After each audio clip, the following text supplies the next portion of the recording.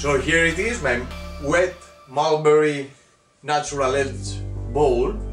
In the end I use the Danish oil to give it a finish, but I will do 2 or 3 coats until June, that the temperature in Greece will be heated and the moisture of the wood go away.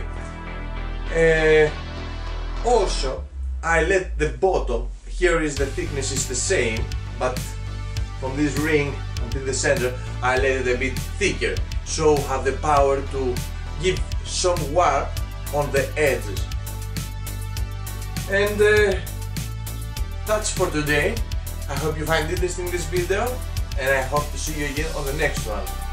Until then, take care.